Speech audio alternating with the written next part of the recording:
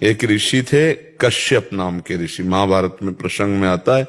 तो उनके बूढ़े माता पिता थे, आंखों से दिखता नहीं था, तो छोड़ दिए उनको और तपस्या के लिए गए। वो अकेले लड़के थे, बूढ़े माता पिता दिखता था नहीं, माता पिता को छोड़ दिया और तपस्या करने गए।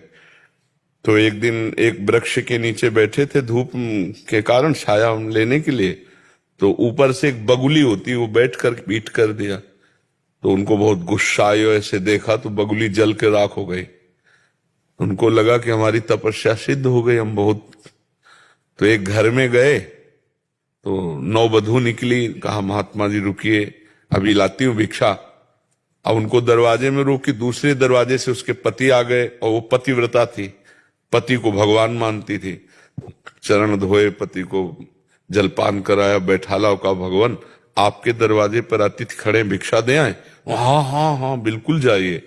अब जब गए तो उनको अहंकार था ही तपस्या का, तो उन्होंने कहा इतना समय कैसे लगा दिया? तो उनका भगवान शांत शांत, हमारा धर्म है पहले पति का आदर करना, पति के घर में हो इसके लिए दूसरे नंबर पर आपका आतिथ्य सत्कार करना। तो उनका तुमने ऐसा वैसा महात्मा जान लिया क्या? तो उनका नहीं नहीं मुझे पता है, तुम उस वृक्ष की बगुली मत समझो कि तुम देखोगे भस्म हो जाओगे।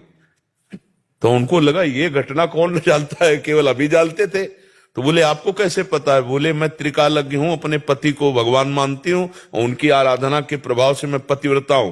त्रिकाल का ज्ञान है मुझे, भूत भविष्य वर्तमान तीनों काल का। अभी तुम बच्चे हो, तुम्हें अध्यात्म का ज्ञान नहीं है। जाओ अध्यात्म का ज्ञान प्राप्त करना हो तो कसाई पता बताया और कहा उनका नाम सदन कसाई, उनके पास जाओ, वो तुम्हें ज्ञान देंगे। महाभारत की कथा है। अब वो आश्चर्यचकित तो थे ही, उसकी बात मान करके वो उस स्थान पर गए तो वहां वो मांस काट के बेच रहे थे। कोई कहता है 1 किलो 2 किलो तो ऐसे मांस काट के बेच रहे थे, ऊंट फड़क रहे थे, अर्थात नाम चल रहा था भगवान का।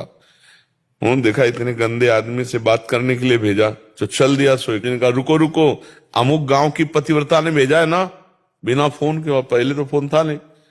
तो उनका आप कैसे जान गए? बोले मैं त्रिकालज्ञ हूं। बोले सब त्रिकालज्ञ मिल रहे हैं, हम ही को केवल ज्ञान नहीं है। बोले आपको तीनों काल का ज्ञान कैसे हुआ? बोले रुको हम मांस सब जितना बेच लेते फिर आप चलते। तो मांस बेचा और गए। घर में बूढ़े माता पिता सिंहासन पर बैठे थे, उनको जाके साष्टांग प्रणाम किया और कहा मेरे कुल का धर्म है इसलिए मैं मांस बेचता हूं, खाता नहीं हूं। रात दिन अपने माता पिता को भगवान मानकर उनकी सेवा करता हूं और नाम जप करता हूं, इसके प्रभाव से मुझे ज्ञान है। जैसे वो अपने पति को भगवान मानकर बचती है और नाम जप करती है तो उसके प्रभाव से उसे त्रिकाल, मैं देख रहा हूं तुम्हें कभी भी ये ज्ञान प्राप्त नहीं हो सकता।